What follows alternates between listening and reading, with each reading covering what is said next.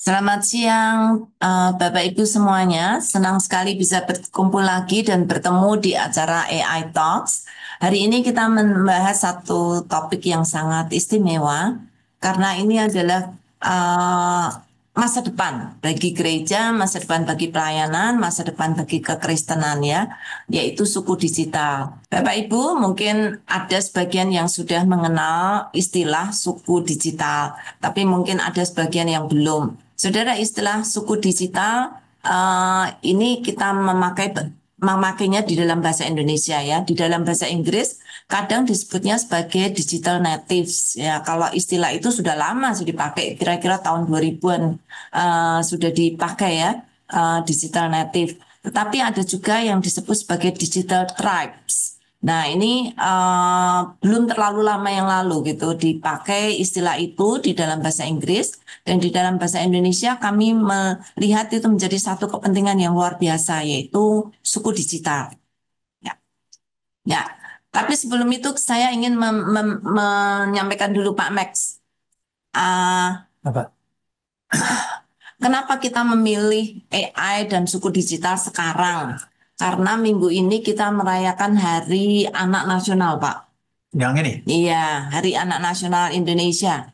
Ini merupakan satu hal yang istimewa kalau Indonesia bisa memberi khusus dalam satu tahun hari kita merayakan atau memberikan Tapi bukan perhatian. hari ini, itu tanggal Enggak, 23, itu minggu ya, depan, tapi kadang-kadang ya tax minggu depan betul. akan dirayakan Ya, sekarang. jadi ini menyambut Pak, supaya nanti pada Hari Anak Nasional kita mengerti betul kenapa kita Nah, merayakan hari ini. mereka sedang mengawalkan dan lebih Ya, daripada itu mempersiapkan bagaimana dan seperti apa dak hanya generasi masa depan, anak muda, tetapi ternyata suku digital.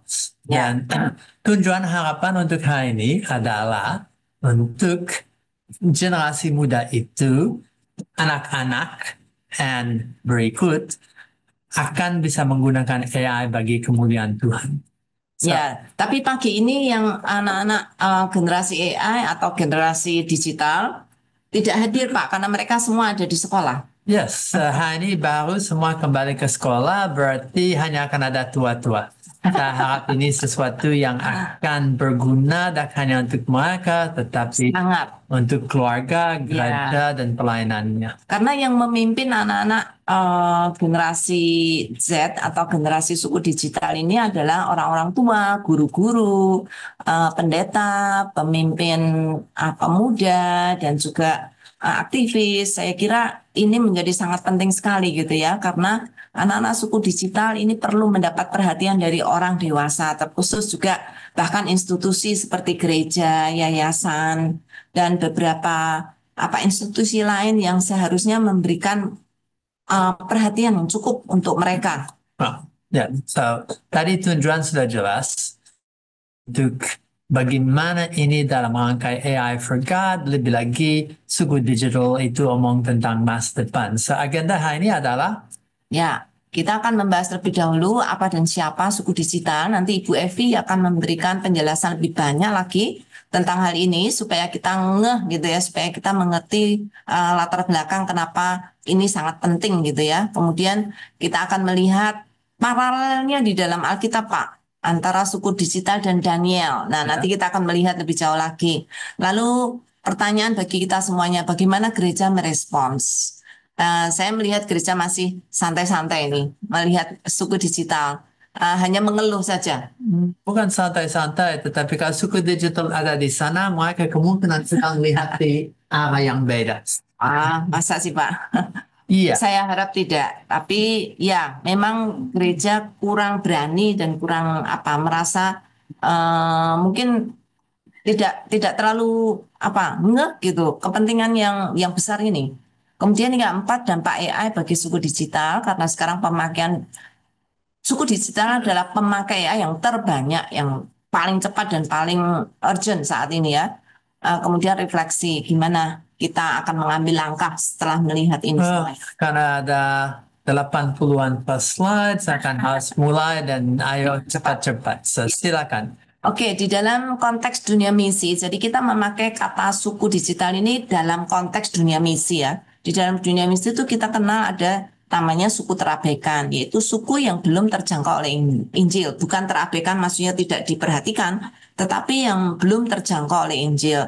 Nah, pada era digital ini ada kelompok masyarakat yang lahir bersama internet, dibesarkan dengan gawai menyerap informasi dari layar dan benar-benar hidup di media sosial. Mereka ini disebut suku digital karena banyak dari mereka walaupun bersimpang siur hidup di dunia internet, mereka belum dijangkau oleh Injil. Nah, ini yang kita akan perjuangkan.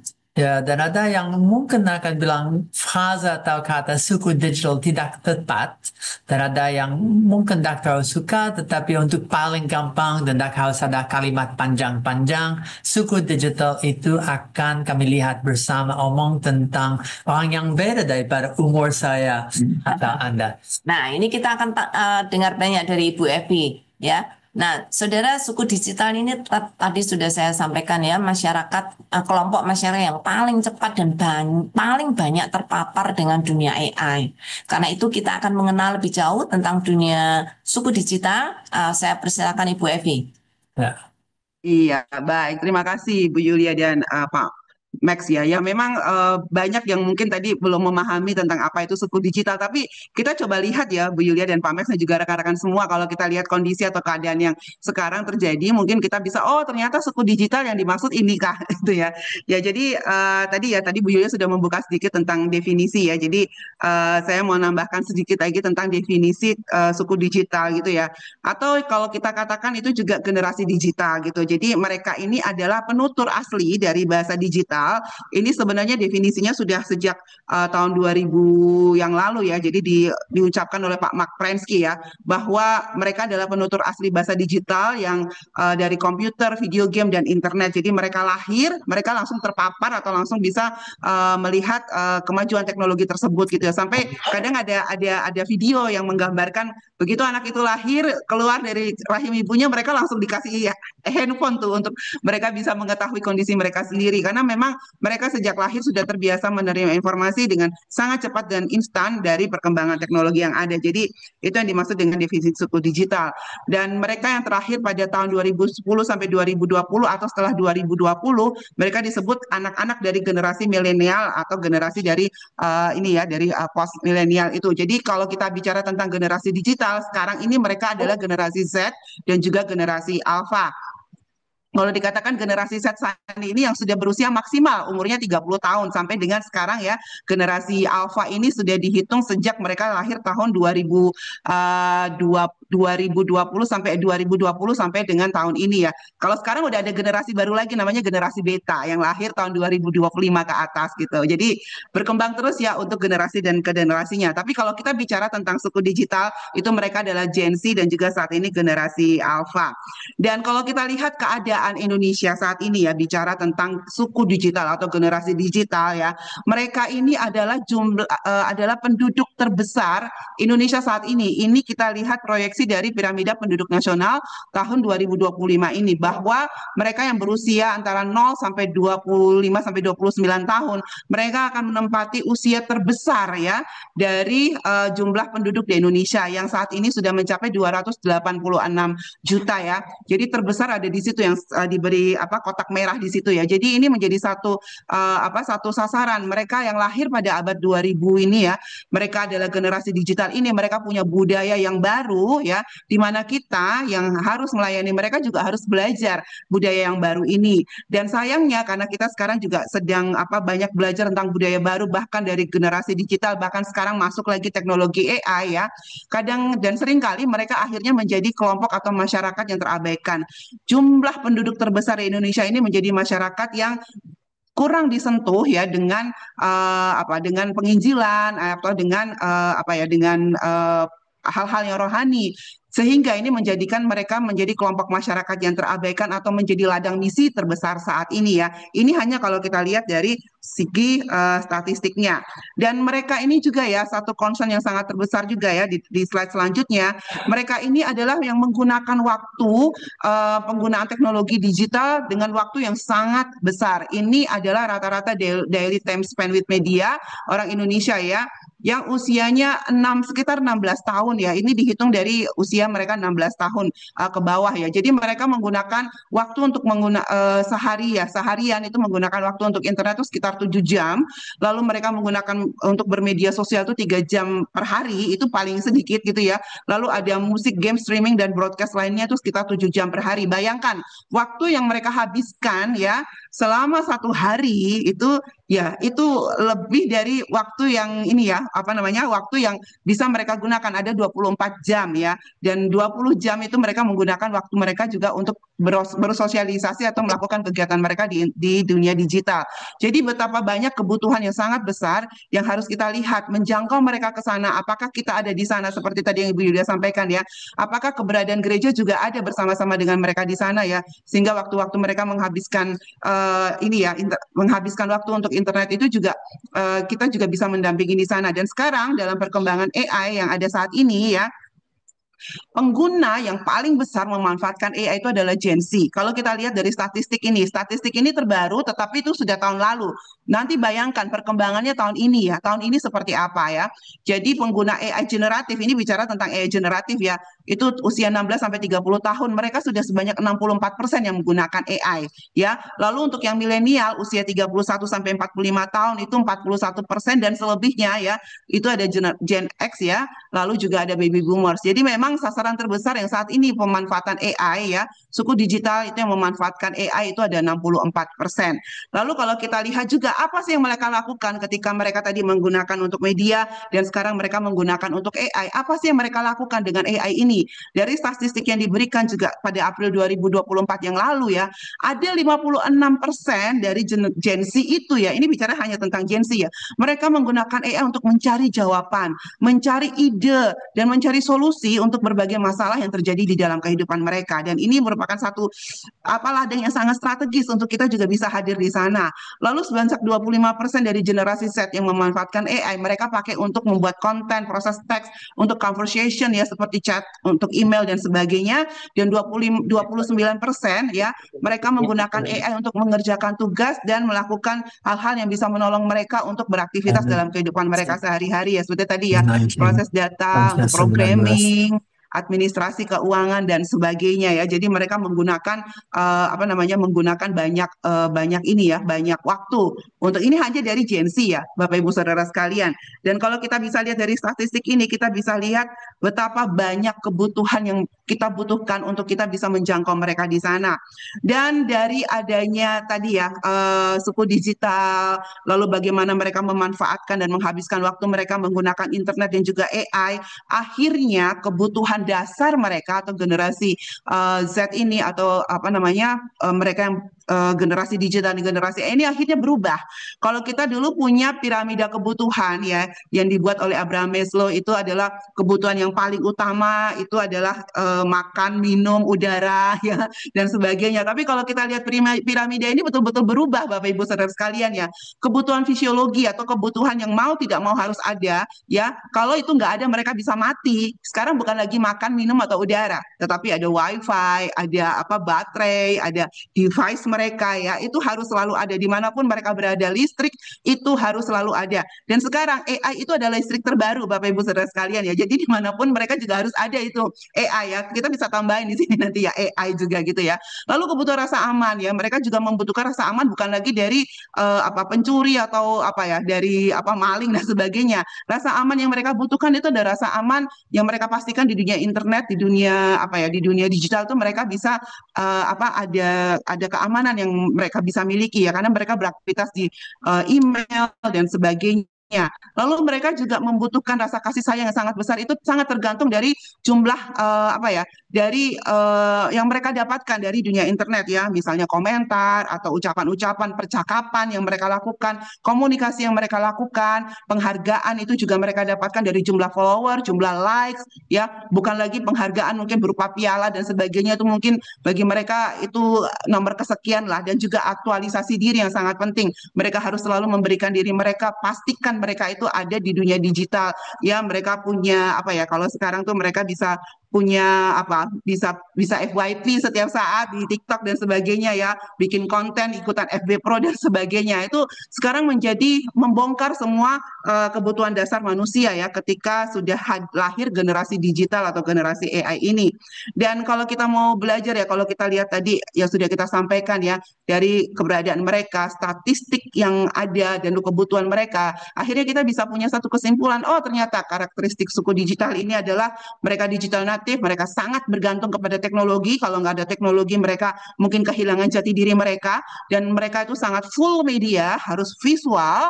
Mereka sangat suka kreatif, itu sebabnya mereka sangat senang dengan hadirnya AI karena sangat-sangat menolong mereka yang suka kreatif dan produktif ya. Semakin mereka produktif, tapi akhirnya membuat mereka mempunyai komunikasi sosial itu menjadi minimalis. Karena apa? Mereka bersosialisasi akhirnya dengan mesin ya, atau device mereka, atau dunia sosial media sosial mereka. Dan mereka sangat rentan dengan mental health ya.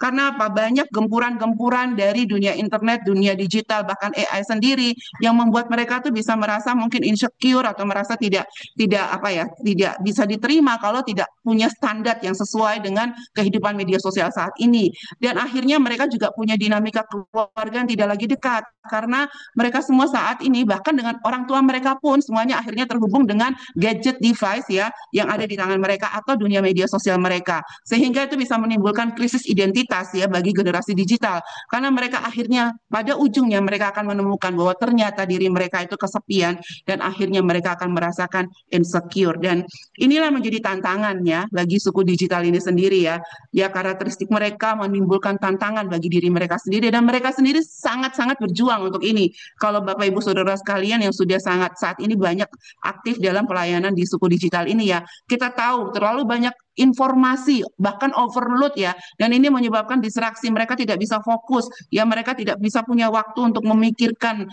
kualitas hubungan mereka dengan sesama bahkan dengan Tuhan, bahkan mereka tidak punya orang tua atau mentor yang cukup fasih menolong mereka hidup di dunia digital atau AI karena mereka bisa memanfaatkan AI itu, tetapi orang tua maupun mentor tidak punya skill yang cukup atau tidak punya pengalaman yang cukup untuk membimbing mereka menggunakan teknologi digital maupun teknologi AI ini dengan benar ya.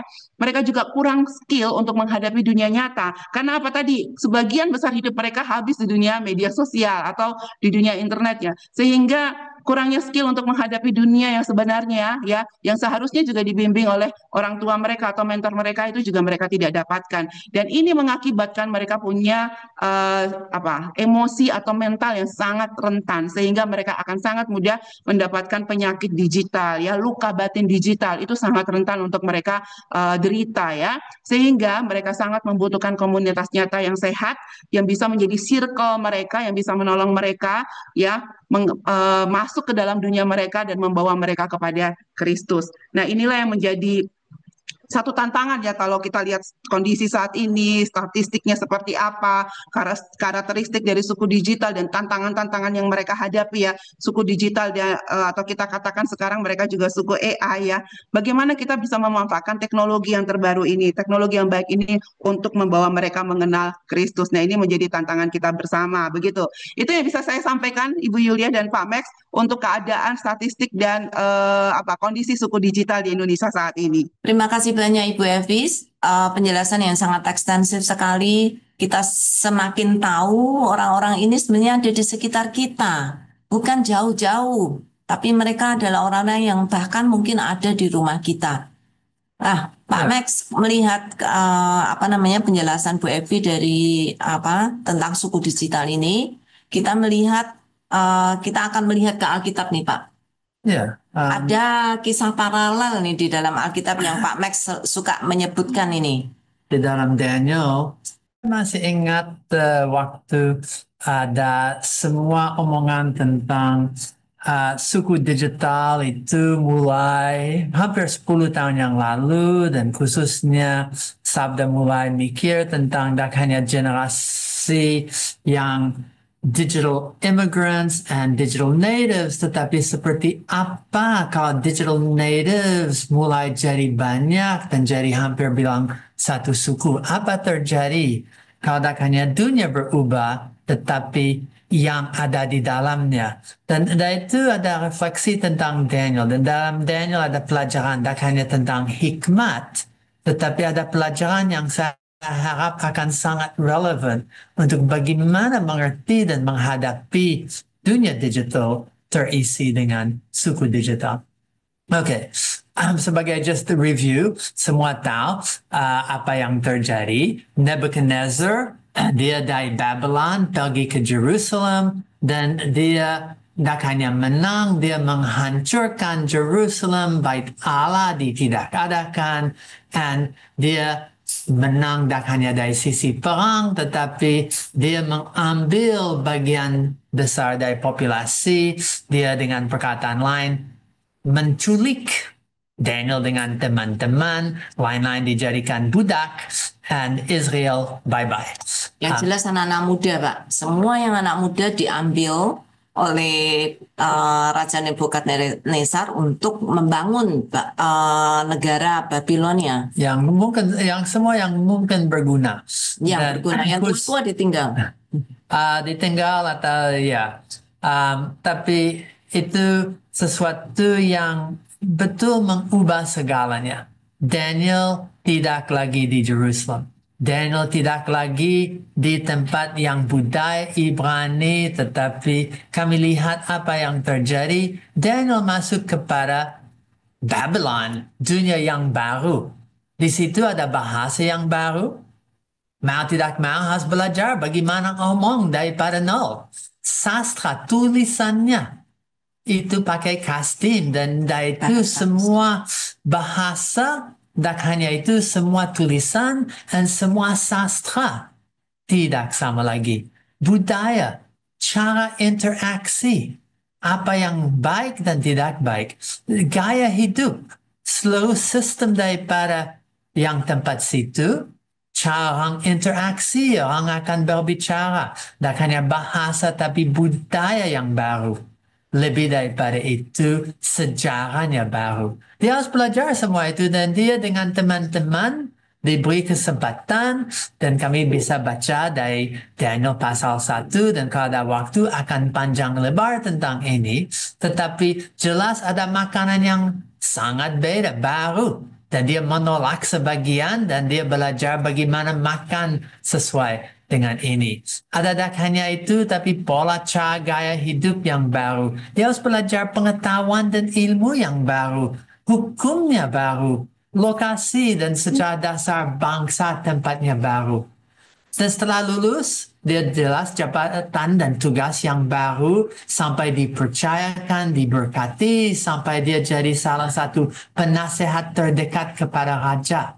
Dia diberi karunia untuk menafsir mimpi dan dia dengan teman-temannya Sadrak, Mesak dan Abednego, mereka punya nama yang baru dan Daniel itu Belsasar,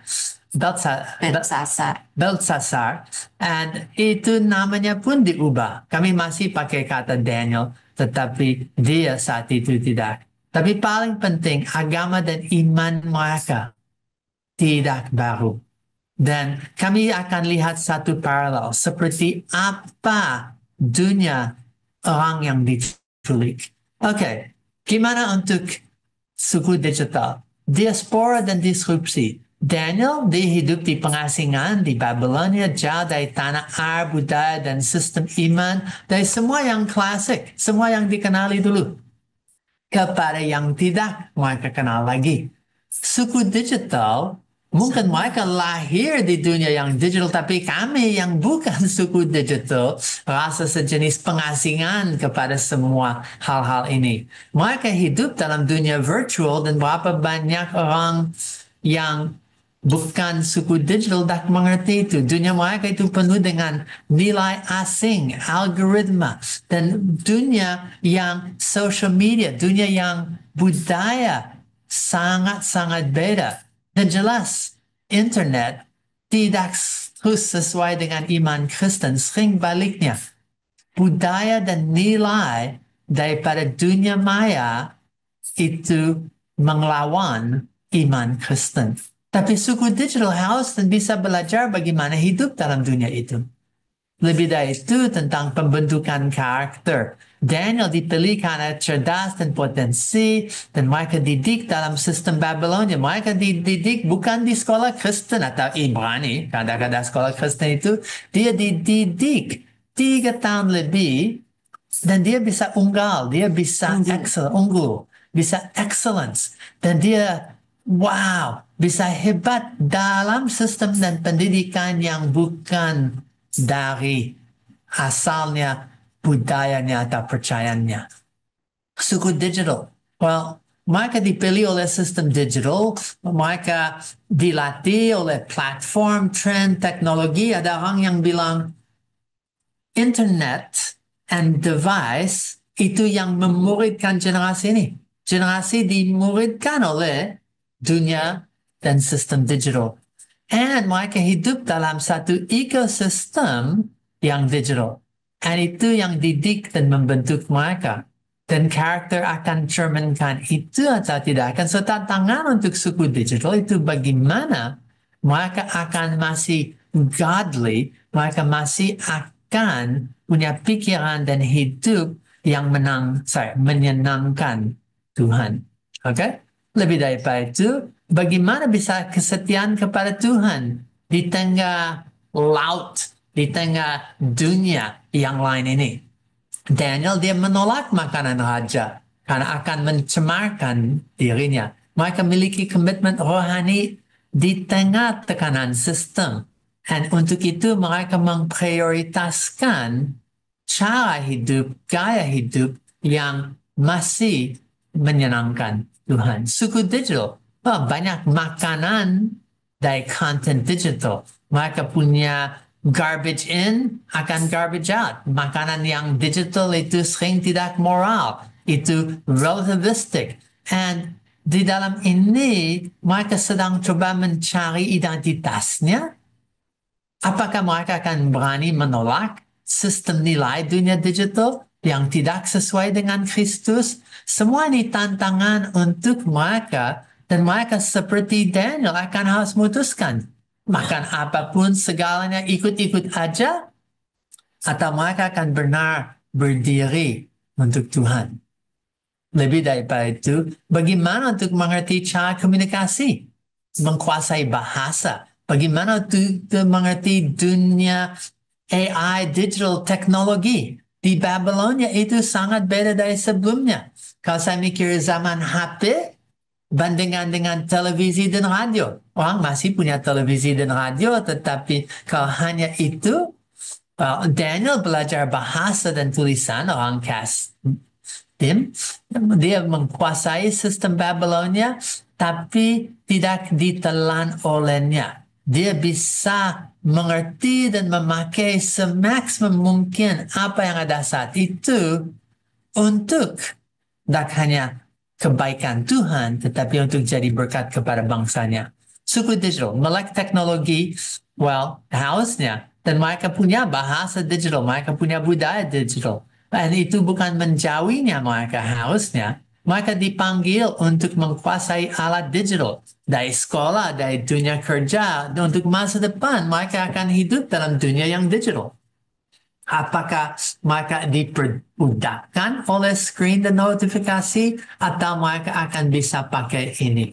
Dan so tantangan antara Daniel dan suku digital ada kemiripan terkait dengan bahasa, ilmu, pengetahuan, dan teknologi. Jatuh atau tidak? And Daniel jadi saksi.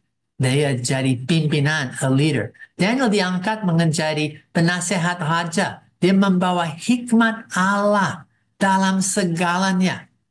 Lebih lagi ke pusat kekuasaan Babilonia.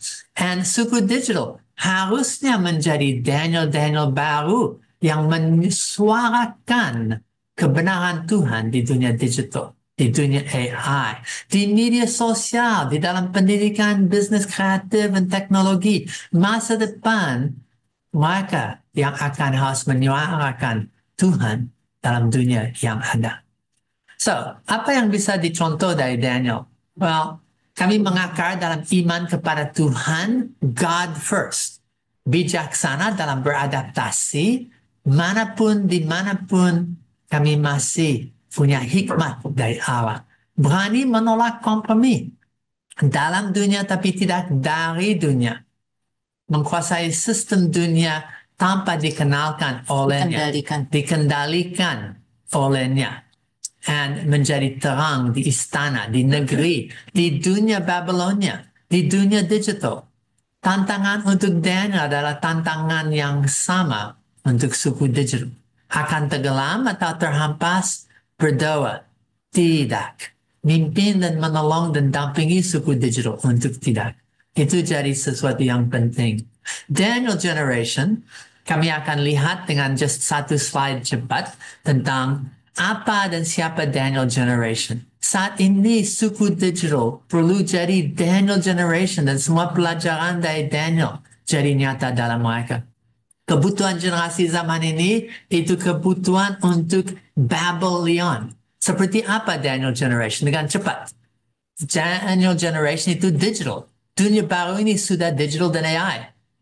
Itu harus Daniel Generation Alkitabiah. Fondasi daripada iman dan hidup kita adalah Alkitab. Mereka harus nasionalis. Mereka mengasihi dan kontribusi kepada bangsa. Negeri maju. Karena Daniel mengasihi Tuhan. Dan ditempatkan di situ. Injili. Daniel Generation harus Injili. Suku digital harus Injili. Supaya Allah, supaya Kristus dikenalkan. Daniel Generation atau suku digital harus excellent. Jadi sebaik mungkin imago Dei dalam segala hal. Dalam segala hal. Dan lebih dari itu layak layani. Learning, leadership, terus menerus mereka seperti Daniel. Jadi pimpinan, jadi yang berdampak, yang jadi generasi yang akan membentuk masa depan. So, kurang lebih, Daniel Generation pelajaran tentang itu adalah untuk suku digital. Suku digital yang untuk Tuhan, yang melayani Tuhan, bisa belajar bagaimana hidup di dalam tempat yang baru, budaya, dunia yang baru, dengan segala aspeknya. Okay? So, bagaimana menciptakan Daniel di era digital? Sanggup bekerja memuridkan, kami akan lihat tentang gereja, tapi dulu kami lihat sedikit tentang pemuridan. Seperti apa pemuridan suku digital? Well, pemuridan zaman dulu yang klasik, 3 hal sudah cukup. Itu head, heart, hand. Dan kalau sudah cerdas firman Tuhan, sudah bisa melayani dan aplikasi firman Tuhan, sudah cukup. Tapi youth workers dan orang yang kerja bersama yang pemuda 20-an tahun yang lalu mulai sadar, hey, not working.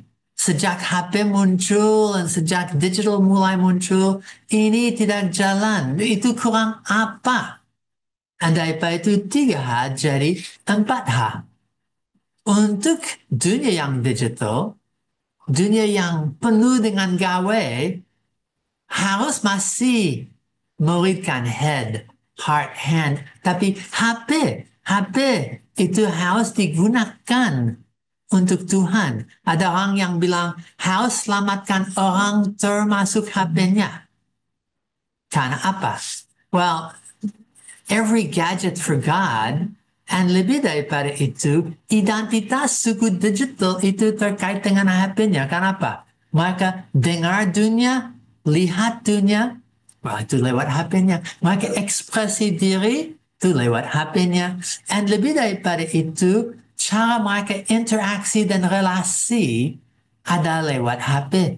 Kalau HP tidak dimuridkan bersama orang dari suku digital, tidak akan bisa dan suku digital hilang. Dan ini sesuatu yang sangat penting. Perbedaan dengan orang mungkin generasi sebelumnya, 3 hal cukup. Suku digital harus dimuridkan dengan 4 hal.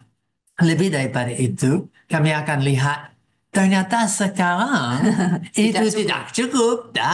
Di era ini, 4 hal tidak cukup. Mengapa? Apa yang kurang? Dan kami akan lihat bersama sekarang 5H. Tidak hanya 4H.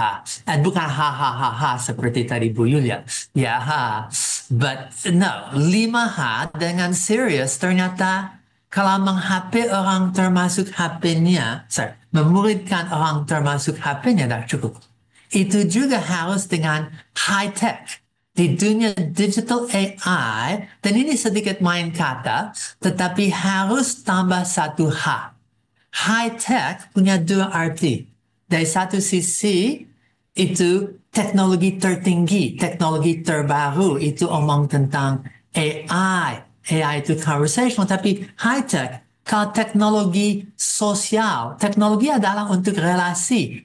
Dunia sosial itu digital. Dan kalau tidak high seperti ini, social media itu high, itu hello, itu relasi interaksi, itu cara orang gabung dan interaksi. Dan mau tidak mau kalau orang hidup di dunia maya, mereka harus dimuridkan dengan high tech. Harus interaksi. Lebih lagi sekarang dunia maya, dunia digital, itu sekarang dunia AI. Dan AI itu conversational. Sudah lihat 70% daripada semua suku digital sudah memakai AI dan sekarang semua anak sekolah oleh pemerintah sedang disiapkan untuk diajar.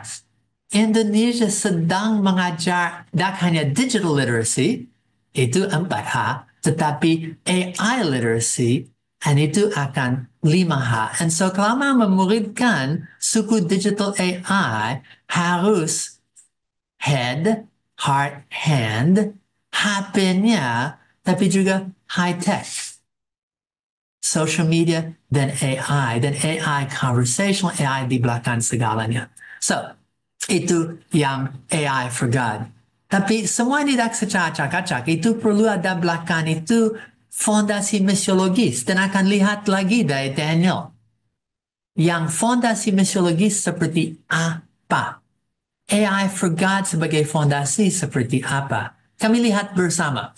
Missiological Foundation punya 4 bagian. Itu punya budaya, lintas budaya, sosial, lintas bahasa, lintas geografis. Dan kami akan lihat bersama seperti apa untuk suku digital. Suku digital ada di dunia nyata atau di dunia maya. Bagaimana mereka komunikasi dengan mulut atau dengan semua cara digital. Sosialnya, peer groups, friends, relationships, semua terkait dan terintegrasi di dunia sosial. Lebih lagi bagaimana kebiasaan dan cara hidup mereka. Mereka hidup dengan budaya yang digital. So, dengan sangat cepat, lintas geografis, generasi digital hidup dalam dunia yang maya. Apakah gereja menjangkaunya? Gereja hidup di dunia nyata, Pak. Wah, tuh. Bagaimana? Untuk waktu COVID, sementara ada dunia hybrid untuk gereja, dan ada yang lanjut, dan ada yang mengelari diri daripada itu. Tapi mau tidak mau, suku digital itu sering digital first. And missiologically, kalau mau menjangkau mereka, harus kepada dunia mereka. Jadi gereja harus pergi ke dunia maya ya untuk menjemput mereka, untuk menjangkau mereka. Betul. Dan ya, bukan menunggu. Ya, dan lebih lagi bahasa. Mereka komunikasi dengan tidak hanya bahasa, tetapi jalur, cara, dan pola yang beda. Dan apakah bahasa kami, cara mereka kami, saya masih ingat, tapi dulu akan teriak dari sini ke sana dan harap anak dengar. Sekarang, klik-klik, anak dengar. Tidak harus teriak. Tapi apakah kami memahami komunikasi dan cara itu sudah terintegrasi? Di dalam gereja, di dalam pelayanan, di dalam segalanya. Dan fondasi tentang sosial. Mengertikah cara interaksi mereka? Mereka adalah media first. Komunikasinya bukan dengan teks, tapi media. And mereka interaksi, relasi, itu digital first. And so kalau kami tidak punya konsep dan pengertian atas digital groups, dari WhatsApp groups, digital communications, dari PM sampai semua caranya untuk interaksi digital akan sulit.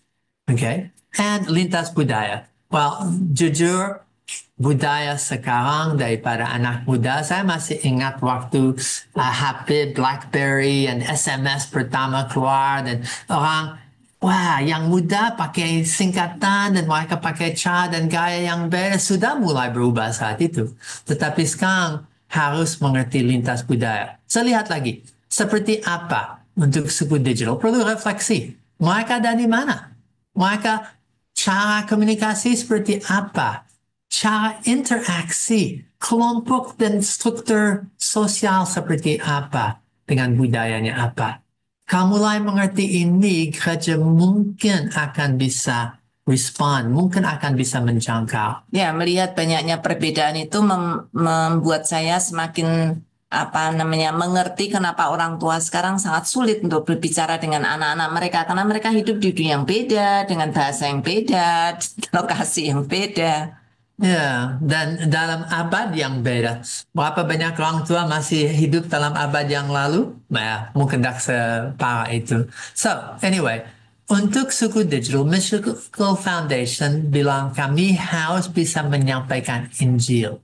Caranya itu masuk dalam dunia mereka, agar Injil ikut dan masuk dalam dunia yang mereka bisa mengerti. Ya, ini teori inkarnasi, Pak. Ya. Seperti Kristus datang ke dunia untuk menginjili kita, untuk menyelamatkan kita. Kita pun harus pergi kepada dunia di mana anak-anak ini hidup supaya kita bisa memperkenalkan mereka kepada Kristus. Amin. Dan berarti kalau ini dunia digital, dunia AI, harus tidak hanya IT for God, tapi AI for God. Dan fondasi misiologis itu kalau dunia itu AI untuk Tuhan. Dan kalau saya mau menjangkau mereka, saya harus pakai segala ilmu misiologis dan semua pengertian pemerintahan untuk bisa menjangkau mereka dengan baik. Lebih lagi untuk gereja. So, sekarang kami akan lihat gimana gereja dalam situasi ini. Gimana pemerintahan atau penginjilan atau lebih lagi misiologis, kemampuan dan situasi gereja seperti apa. So, silakan Bu Yulia. Ya. Ini pertanyaan kembali ke kita lagi ya. Kalau anak-anak hidup di dunia yang beda, dengan bahasa yang beda, dengan budaya yang beda, gereja bagaimana? Apakah gereja mau untuk pergi ke sana dan menjangkau mereka, atau gereja akan mempertahankan egonya, Pak? Ya, masalahnya adalah saat ini banyak sekali anak-anak muda yang sudah tidak lagi pergi ke gereja. Semakin berkurang secara jumlah, kuantitas anak-anak muda di dalam gereja manapun. Ya, kami sudah pergi ke banyak sekali gereja, puluhan gereja, memiliki keluhan yang sama, bahwa jumlah anak-anak muda di gereja mereka sangat berkurang. Padahal secara populasi jumlah anak muda tuh bertambah banyak. 50% daripada Ya, semua banyak sekali. Di bawah 20. Nah, sekarang pertanyaan, di mana mereka? Kalau mereka tidak di gereja, mereka ada di mana? Ternyata mereka ada di dunia internet, ada di dunia maya. Nah, karena itu gereja sangat membutuhkan keinginan atau kemauan untuk mengadopsi budaya digital, di mana suku digital hidup. Kalau gereja ingin menjangkau orang-orang suku digital di dunia digital, maka kita harus berani juga belajar budaya digital, supaya kita bisa berbicara dengan anak-anak suku digital. Nah, sayangnya gereja sikapnya tidak seperti yang kita harapkan ya. Banyak dari gereja yang bahkan tidak aktif di dunia digital. Mereka sifatnya lebih menunggu supaya anak-anak itu kembali ke gereja. Tetapi tidak akan terjadi semudah itu gitu ya. Gereja harus aktif menjangkau mereka, dan kita harus pergi ke tempat di mana mereka berada, yaitu di dunia internet.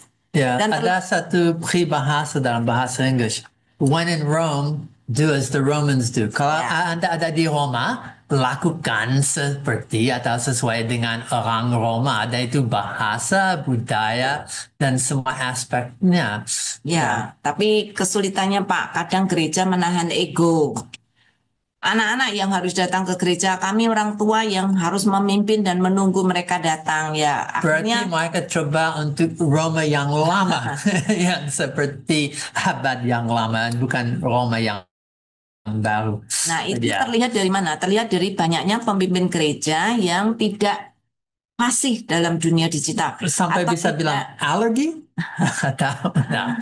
Ya, mereka tidak menguasai dunia digital, tidak tahu bahasanya, tidak mau ke sana gitu ya. Itu kelihatan sekali. Banyak pemimpin gereja mengangkat tangan, wah kalau dunia digital itu bukan dunia kami. Ya, untuk apa gereja ada di dunia kalau tidak untuk menjangkau mereka, gitu ya? Tapi berarti dari satu sisi orang yang mau melayani suku digital harus dui bahasa, dui Harus. budaya. Mereka harus dan kalau mau jadi pimpinan gereja yang efektif harus ada tim yang punya kemampuan bahasa, budaya, Ya, ya. sosial dan bisa melintas ke dalam masuk dunia mereka. Ya, itu yang menjadi kesulitan sekarang, Pak. Faktanya gereja tidak mau pergi ke sana.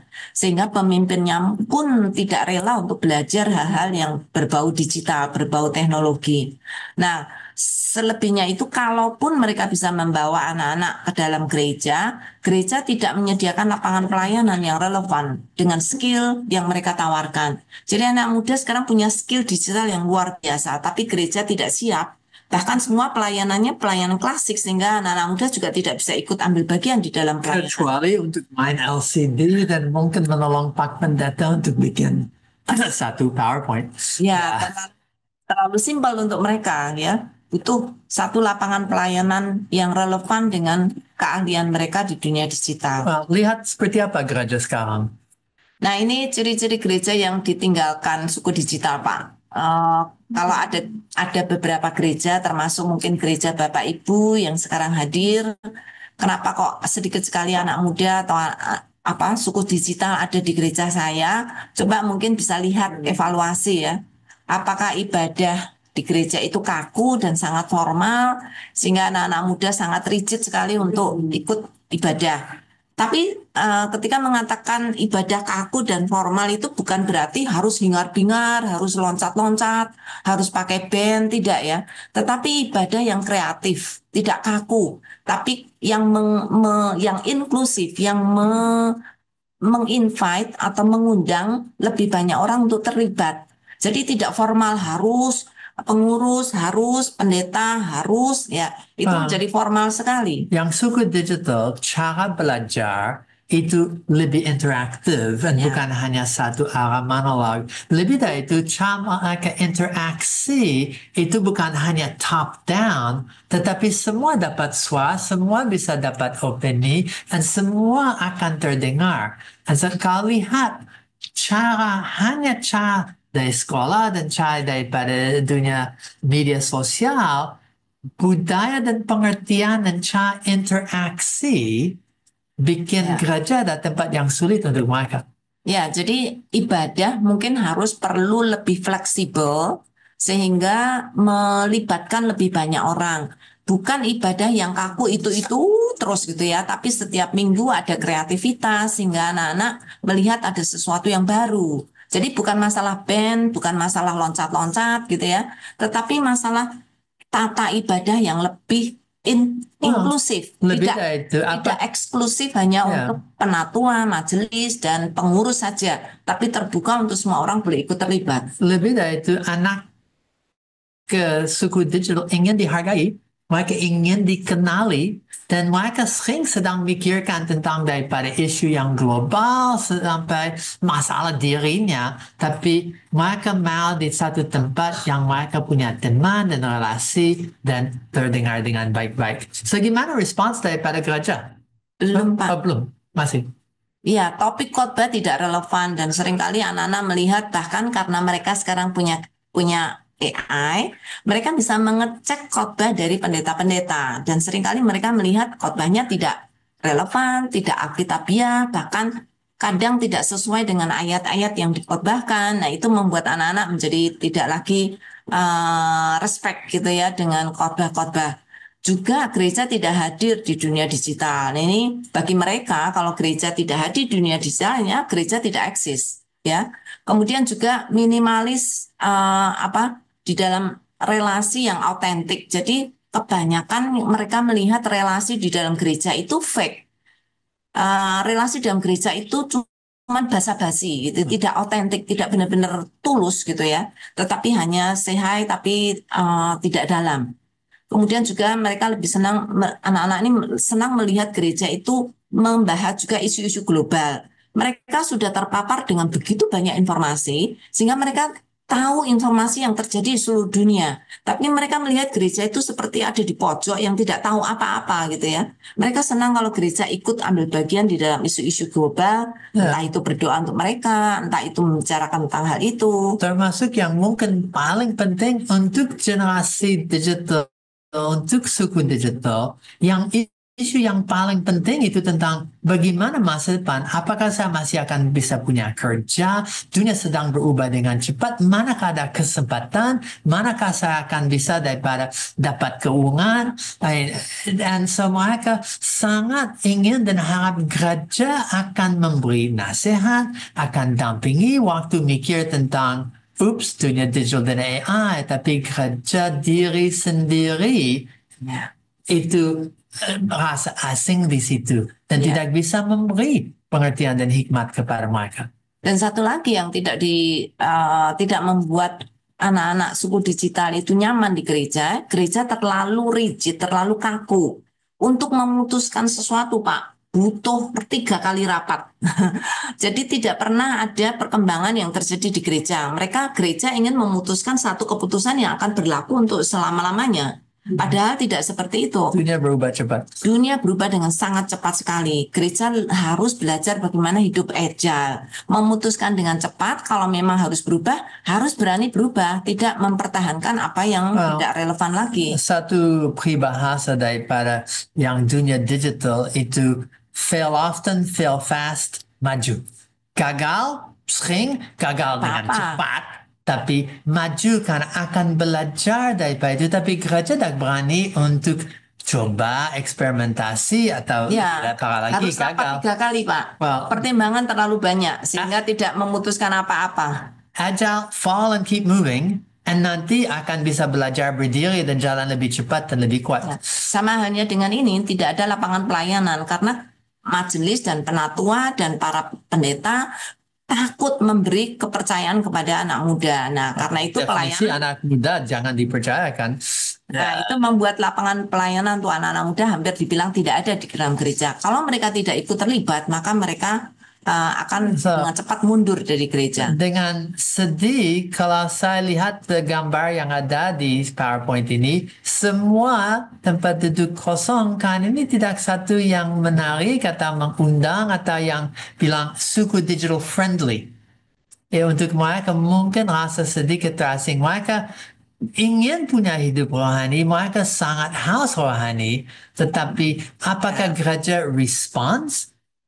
Nah, bagaimana gereja respons?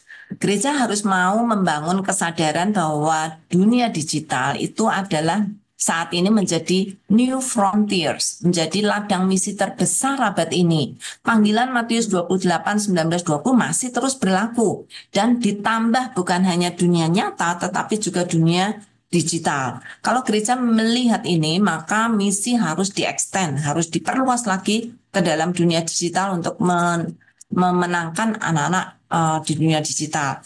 Gereja harus bergerak cepat. Nah ini Pak, gercepnya itu enggak cepat. Mereka terlalu banyak rapat sehingga mereka tidak mau bergerak menjangkau. Nah ini yang perlu dilatih untuk gereja ya. Mereka harus belajar gerak cepat. Ini gerakan anak muda. Mereka ini adalah generasi yang memiliki budaya instan.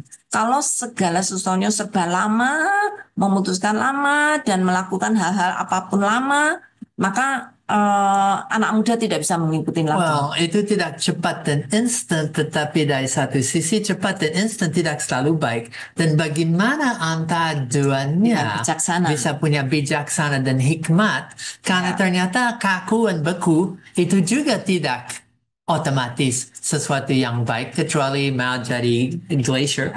Ya, harus mau belajar membuat kesalahan, Pak. Berani membuat kesalahan Ya, untuk maju, ya. betul.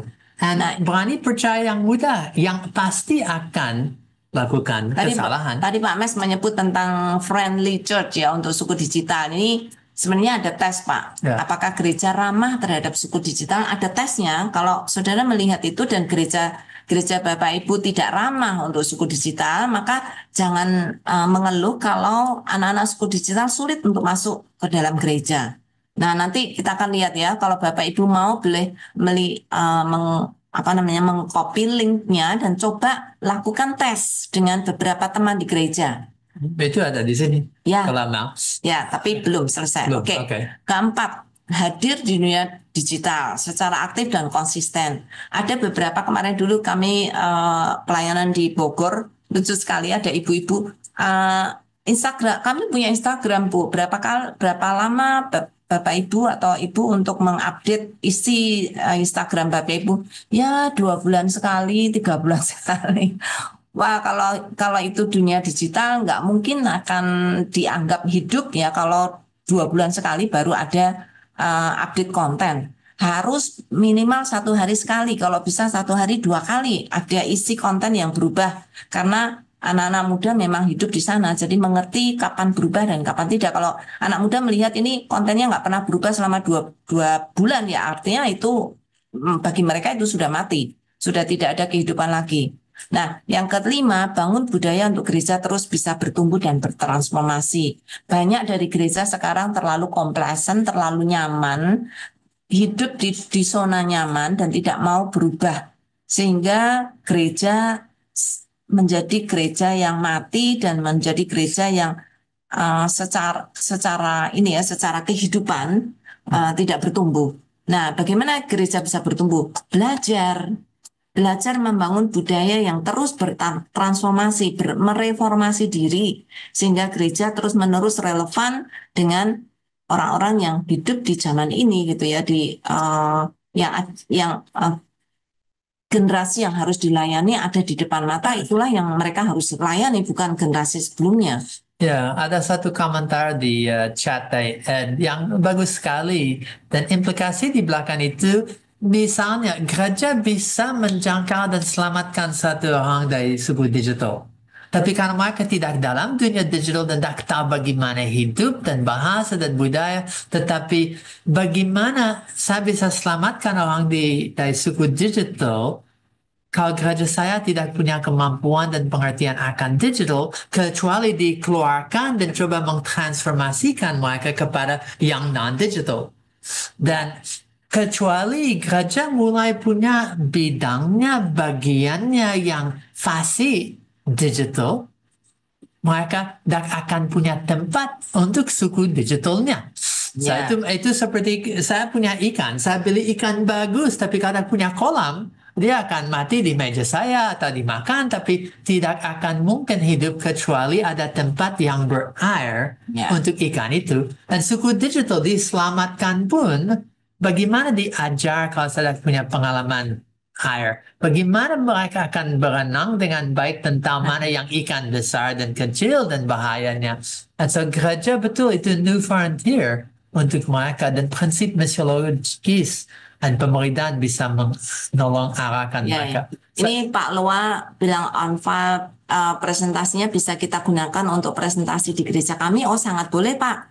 Nanti kami akan membagikan bahan presentasi hari ini. Silakan lakukan itu untuk gereja supaya gereja terbuka dan gereja boleh maju. Kami semua rindu gereja bisa menjangkau sebanyak mungkin orang, khususnya anak-anak muda. Bulan yang lalu Bu Yulia pergi ke Bogor dan dia ajar satu sinod regional dan mereka kumpul semua gereja-gereja dan pimpinan untuk belajar tentang, dan mereka punya 3 pilar. Satu itu terkait dengan menjangkau sekolah, satu itu dengan menjangkau kelompok kecil, dan tapi yang terpenting itu untuk menjangkau suku digital. Dan khususnya bahan ini jadi satu tidak hanya berkat tetapi paksa mereka untuk membuka mata dan mikir dengan cara yang baru. Dan mereka sangat proaktif dan saya sendiri syukur untuk dengar cerita dari mereka karena mereka sadar, peduli, dan berani untuk Amin. bertumbuh dan transformasi. Harus. Karena dengan sederhana,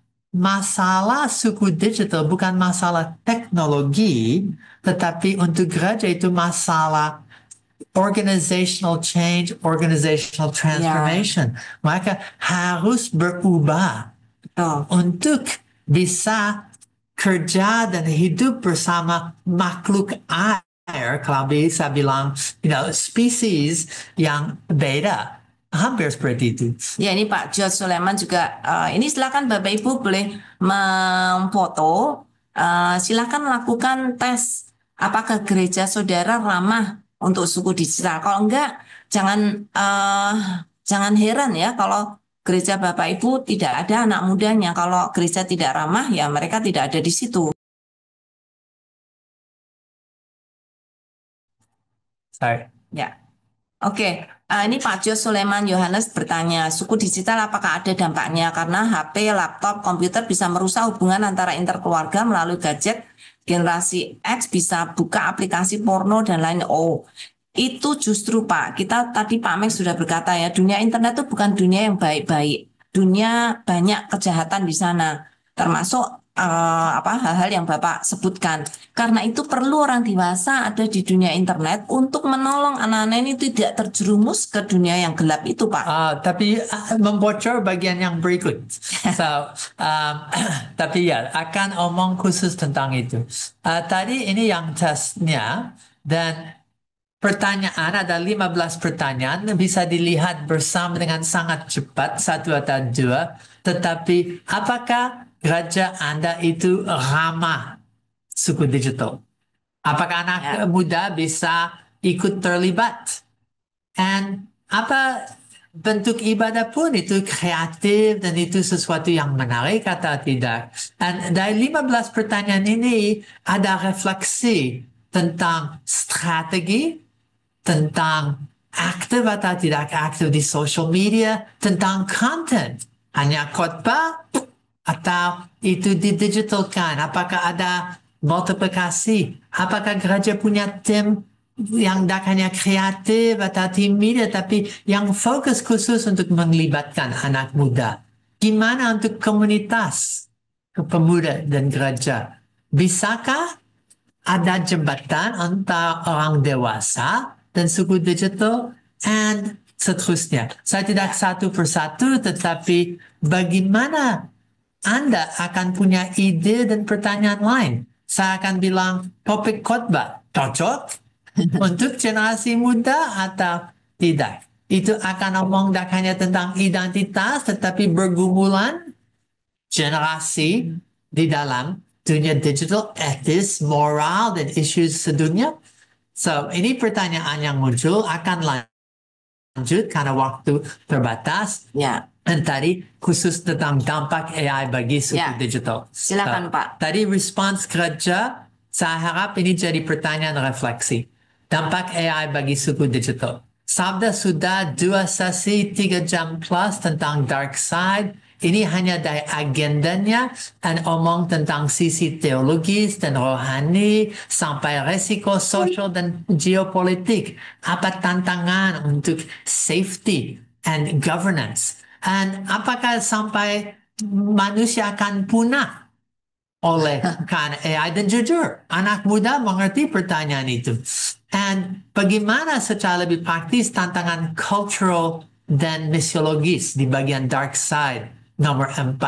Dan daripada eskatologi sampai tanggapan dan tantangan untuk gereja.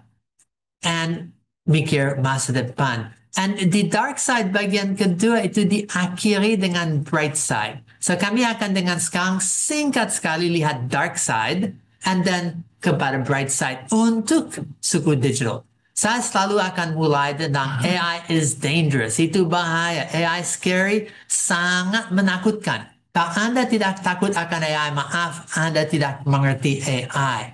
And suku digital lebih mengerti bahayanya daripada Anda. Dan mereka harus hidup dengan pengertian dan kesadaran itu. Dunia mereka bukan dunia yang stabil. Itu dunia yang sangat gampang untuk menipu, untuk bisikan palsu. Dan efek negatif. Mereka sadar AI dan gadget bisa kecanduan. Itu bisa membuat malas. Itu bikin sulit pikir atau siapa yang saya percaya. Ada foto dari teman, ini benar atau tidak benar. And orang sekarang sudah mulai hilang truth and trust. Siapa yang saya bisa percaya? Apa yang benar? Dan ini dunia mereka. Itu dunia AI dan digital. And itu bisa dipakai untuk deepfake, untuk hoax, dan mereka sadar itu dipakai oleh pemerintah untuk kontrol oleh perusahaan. Siapa dapat kerja dan tidak. Ada bias, ada diskriminasi. Mereka harus hati-hati dengan data. Karena AI ada banyak teenagers, pemuda, khususnya cewek yang tidak ingin fotonya ada dimanapun, di public. Hanya di private, karena mereka khawatir orang akan pakai itu. And mereka sadar, dakanya cybercrime, siapa yang punya teman yang sudah ditipu oleh HP, gadget, dan AI, tetapi apa yang terjadi oleh pemerintah dan military. Mereka lihat di Russia dan Ukraine, di Gaza dan Israel. Mereka pakai drones, mereka pakai AI dengan cara yang menakutkan. Belum omong tentang AGI, Artificial General Intelligence, ASI, Super Intelligence. Apa terjadi kalau science fiction jadi nyata? Dan itu sedang jadi nyata. Dan lebih lagi, ada dalam dunia science fiction yang optimist tentang masa depan yang terisi dengan digital dan AI. Gimana untuk mereka? Dan khususnya kalau lihat untuk suku digital, mereka punya masalah karena information bubbles. Semua yang mereka dapat oleh gadget sudah didistorsi oleh algorithms. Mereka dapat hanya sisi A dan bukan sisi B. Kalau saya sudah bilang saya suka kucing, ternyata ada anjing lagi di dunia. Hampir semua foto itu kucing, tapi teman saya yang suka anjing. Foto yang datang paling sering itu anjing. Mana yang benar dan tidak? Lebih lagi mereka sadar. Ini makan semua waktuku. Saya tidak punya waktu cukup untuk segalanya. Dan selalu notifikasi berapa banyak anak sekarang tidur dengan HP masih di tangannya. Apakah mereka belajar dari orang tua yang sering mirip, tetapi itu diskusi untuk saat yang lain. Ini tantangan dan dampak yang buruk. Saya masih ingat ini 15 tahun yang lalu anak tahu. Semua teman yang tidur dengan HP di bawah bantalnya. Telepon kapanpun mereka respon. Apakah mereka itu menggantikan identitasnya? Mereka sadar tanpa HP mereka rasa telanjang. Tanpa HP mereka mulai gemetar akan apa? Berapa banyak orang pulang ke kantor, termasuk di Sabda, sudah tahu mereka datang lagi, lupa HP ya, hehehe, ya lupa HP. Lupa kerjaan, buku, kertas, topi, helm, no problem. Apapun lain, tinggal sampai besok. Tapi HP-nya itu bagaimana mereka akan interaksi dan relasi itu bagian dari identitasnya. Lebih lagi kalau itu HP dan AI yang lakukan semua mikirannya, apakah tambah malas? Saya lihat untuk bikin PowerPoints, untuk bikin articles, untuk bikin content, untuk orang yang siapkan khotbah. Kalau tak hati-hati, atau bahan sekolah minggu, klik-klik simsalabim. Dan so, semua ini tantangan. Maka sadar, saya bisa kerja keras untuk lakukan tugas daripada guru, atau klik-klik, tugas sudah selesai. Tapi mereka juga sadar ini sesuatu yang tidak sehat. Tapi gampang. Dan berapa kali gampang menang atas sehat, gula akan menang atas makanan sehat. So, lebih dari itu, spiritual numbness, kalau mulai akses ke segalanya. Dan semua jenis dan variasi mulai untuk tak tahu mana yang sesat dan tidak. Disinformasi rohani, etika dan moral, kau punya akses kepada tidak hanya pornografi, tetapi segala jenis makanan, tidak hanya bahanku, tetapi semua yang mewah. masalah. Mata saya tertarik kepada mewah atau yang manis atau segalanya. Tapi itu bukan di dunia saya dan mana etis, moral, dan mulai satu numbness. Kalau itu tidak hanya instant, kalau tidak hanya satu yang gratifikasi dan bikin stimulain, semua ini. And mungkin yang dark side paling aneh, itu nomor 6 kedua, seharusnya nomor 7. Itu mereka jadi alien, mereka jadi betul seperti makhluk alien, sudah lihat filmnya atau asing dalam dunia. Karena mereka dalam gereja, pikirannya, interaksinya, mereka di dunia yang beda. Jadi itu betul orang asing. Kalau ambil satu orang dari India, blok, mereka drop di gereja Anda, bahasanya, budayanya, caranya itu asing. Mereka karena hidup sebagai suku digital, they're not at home. Mereka tidak merasa diterima dengan baik. Oke, so dark side itu sisi gelap AI, itu mengancam kehidupan rohani, etika dan relasi yang untuk suku digital dengan Tuhan dan lebih lagi dengan sesama. Ini menjauhkan dan bisa bikin hidup dengan sesama dan Tuhan lebih sulit. Nah, gereja apakah hadir sebagai terang bimbingan mereka memahami, memilih, dan memanfaatkan AI dengan hikmat Kristus? So, saya mau lihat tidak hanya dark side, saya mau lihat yang bright side. Di akhir dark side 1 and 2, diomong bright side. So, ini beberapa hal yang khusus untuk suku digital daripada the bright side. Mereka sekarang punya akses ke firman Tuhan yang lebih luas, lebih cepat. Mereka tidak hanya bisa baca dan dengar firman kapanpun. Belajar. Mereka bisa belajar dan studi firman kapanpun.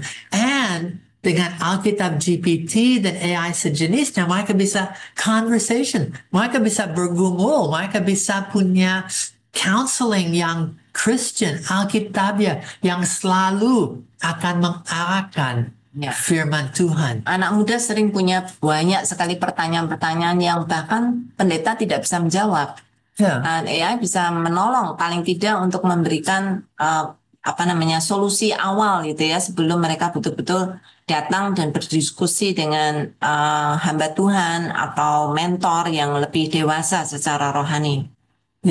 And dengan firman Tuhan mereka mulai belajar takut akan Tuhan. And so, akses kepada firman Tuhan, tapi kalau itu terpisah dari gereja, sulit minta ampun.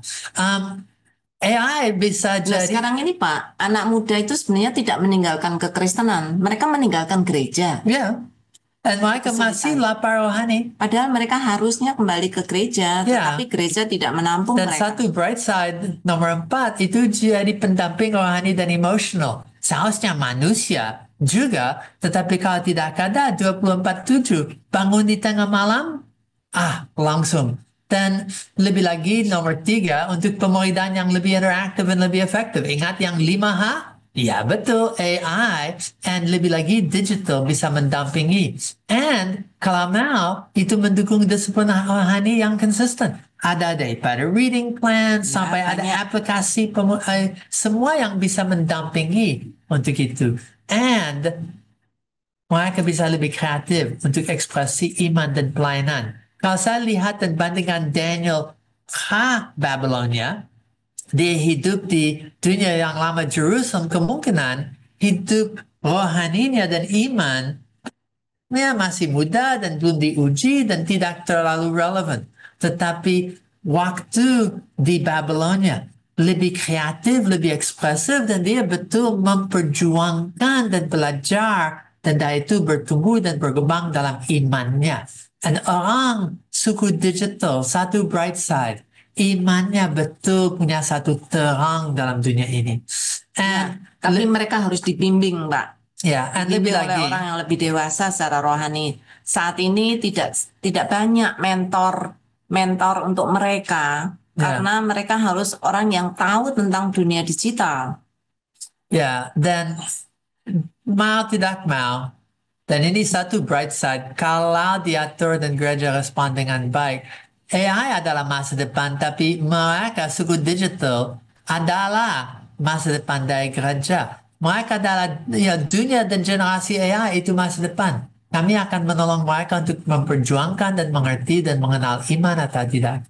Nah, ada berapa banyak manfaat secara bright side dari sisi pendidikan. Mereka punya tutor kapanpun, itu mereka bisa punya satu fakultas yang akan dampingi mereka dari bright side pendidikan, tidak ada habisannya. Dari sisi kerja, mungkin pendeta tidak punya waktu dan mereka tidak mengerti khotbah, tapi bersama AI. Kalau mereka mau untuk PA dan firman sampai pelayanan dan semua berkat untuk gereja yang luas, mereka bisa diajak untuk masuk dalamnya. Lebih lagi untuk pelayanan daripada studi Alkitab sampai counseling, dari pendidikan sampai misi. Semua ini itu daripada AI secara yang lebih luas.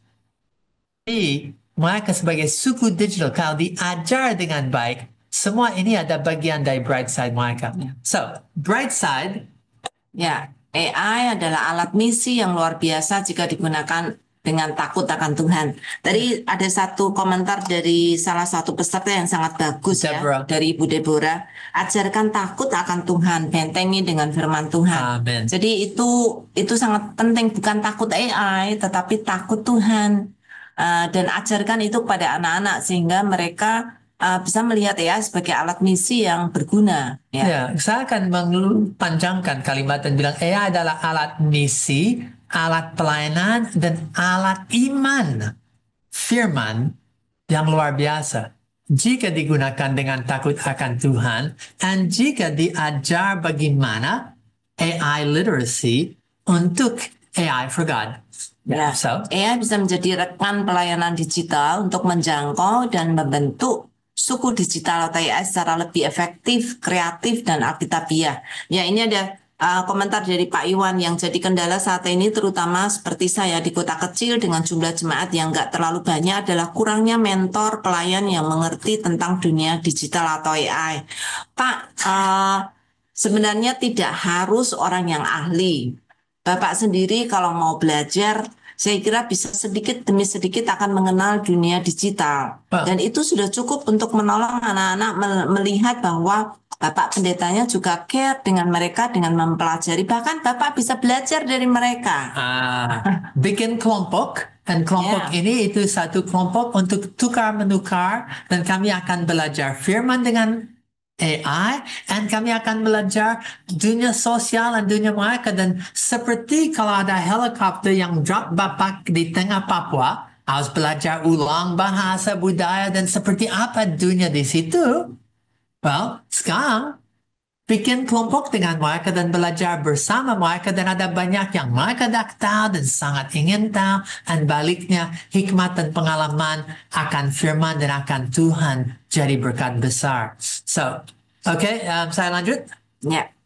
Saya bisa menjadi tidak hanya akan pelayanan digital seperti dibilang, tetapi itu sangat bisa dampingi pelayanan secara efektif, kreatif, dan alkitabiah. So, apa response? Call to action. Mulai dengan refleksi. Ini 3 pertanyaan refleksi yang penting, dan setelah itu akan lihat 4 pilar bersama. Silahkan ini difoto ya Bapak Ibu, dan duduk bersama dengan pengurus gereja, dengan teman-teman di gereja ya. Apakah gereja kita mengajarkan anak muda menggunakan AI dengan hikmat yang rohani? Saya dengar banyak sekali ya, dikatakan AI itu keniscayaan. Artinya apa? Nggak mungkin tidak pakai.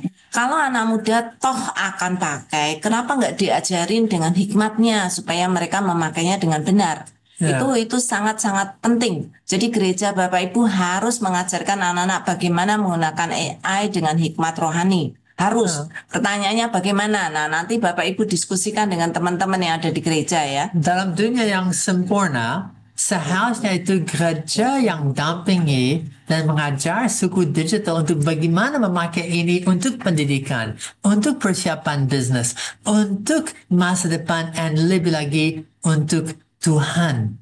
Dan saya masih ingat zaman dulu itu gereja yang buka sekolah, untuk mengajar anak-anak, itu gereja yang buka rumah sakit untuk orang bisa sehat, dan mengapakah itu bukan gereja yang buka AI Center for Excellence untuk pelayanan yang lebih baik, misi, dan lebih lagi AI for God dalam dan di luar dunia Kristen. Nah, pertanyaan yang kedua, apakah pelayanan gereja saudara, gereja kita hadir di ruang digital, menggunakan AI untuk menjangkau mereka di tempat mereka berada? Jadi Bapak Ibu, kehadiran Bapak Ibu dan gereja Bapak Ibu di ruang digital sangat penting. Kalau Bapak Ibu gereja pelayanan Bapak Ibu tidak hadir di ruang digital, itu bagi mereka pelayanan Bapak Ibu itu tidak eksis, tidak ada. Nah, diskusikan dengan gereja teman-teman, bagaimana bisa menghadirkan gereja di ruang digital untuk anak-anak muda itu bisa mampir, bisa ikut ambil bagian di sana, dan bisa merasa diterima, dilayani, gitu ya. Ya, nah sebagai refleksi akan pertanyaan refleksi ini, saya sangat mau protes. Karena dari sisi bahasa, dan belakang itu dari sisi pikiran, itu we, them. Kita dan mereka. Ini dua dunia yang beda yang tidak akan bertemu. Tidak ada sikap inkarnasi.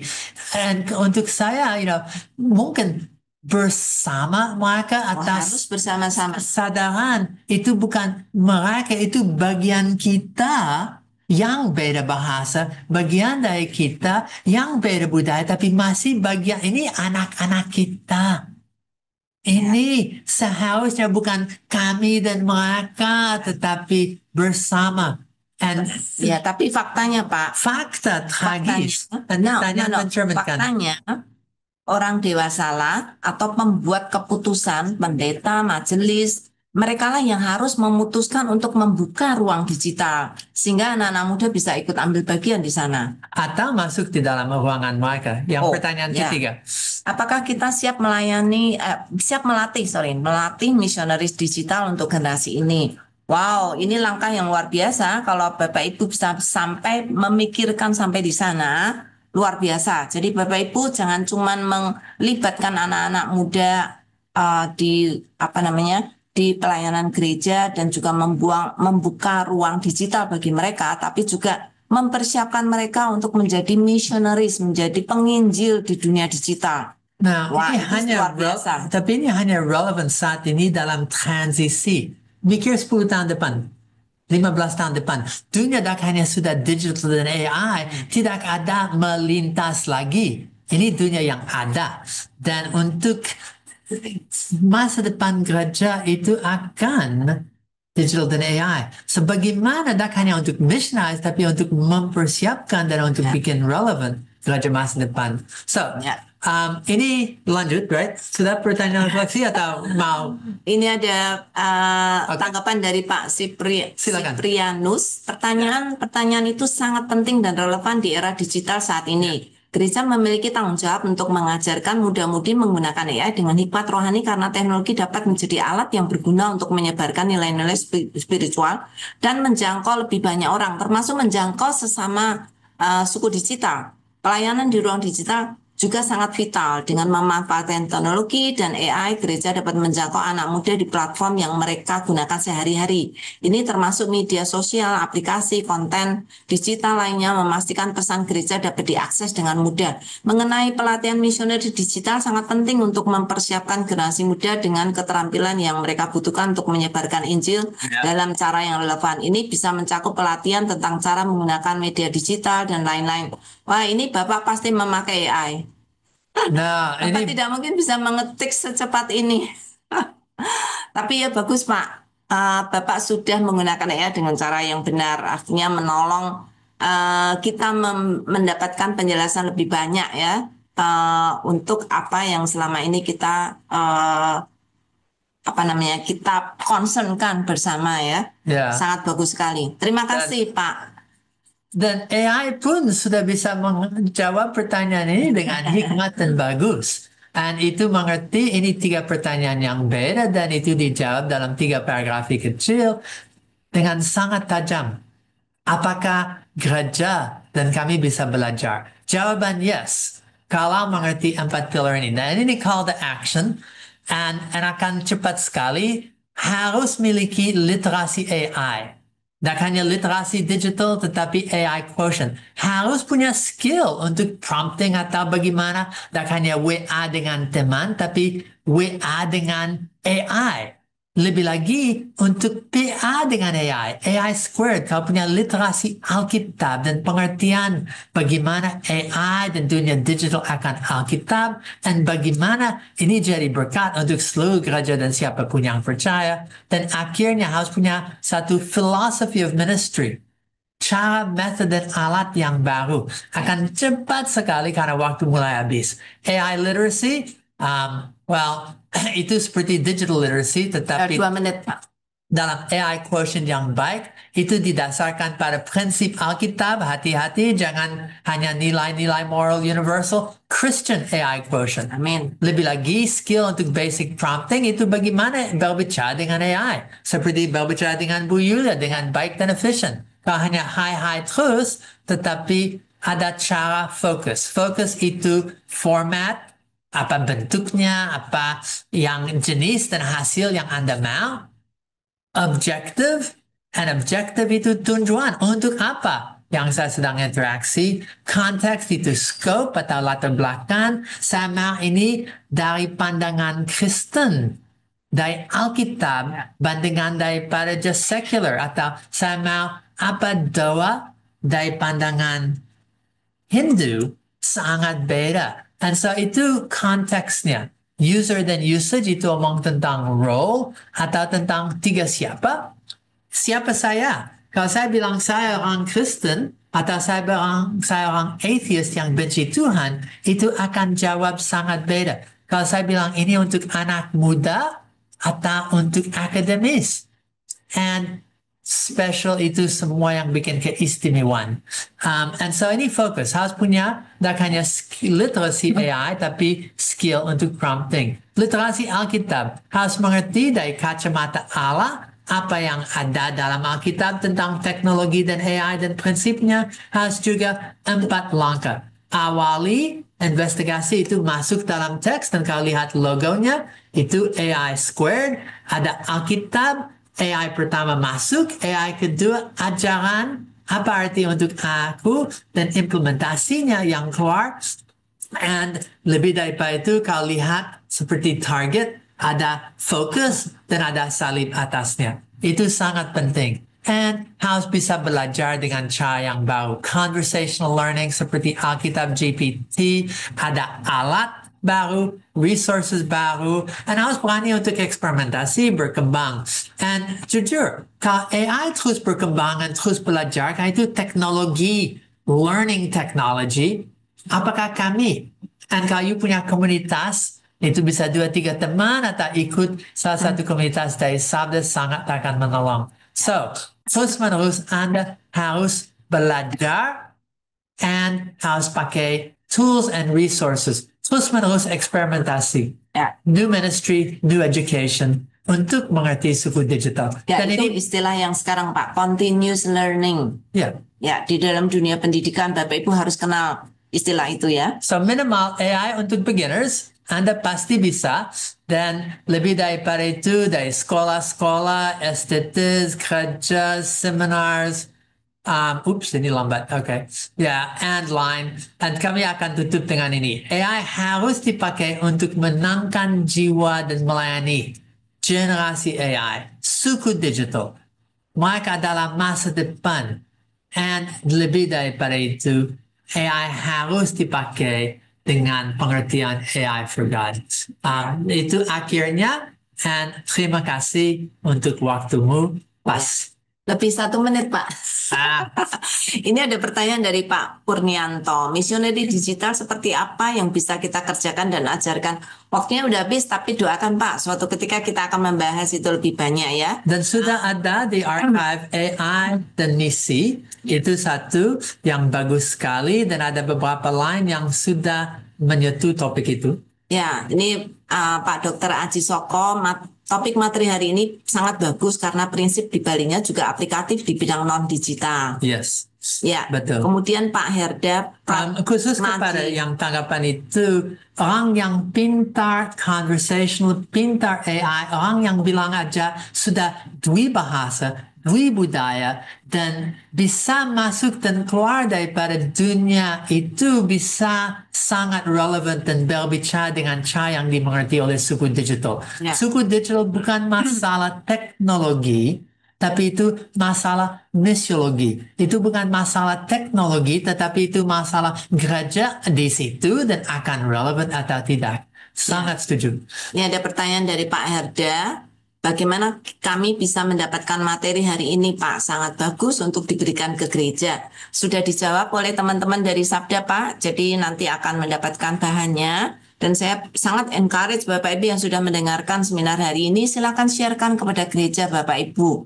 Karena kami sangat rindu melihat gereja maju, sangat rindu melihat gereja menjangkau. Ya, terima kasih banyak. Ada satu komentar terakhir yang missionaries digital sama dengan skill digital, penguasaan Alkitab, dan hati komitmen. Dan itu dah terjauh daripada yang 4 pilar.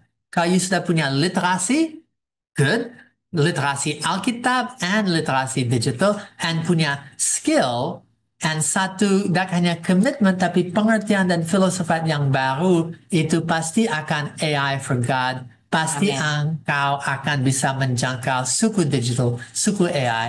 Lagi terima kasih untuk semua input dari teman-teman.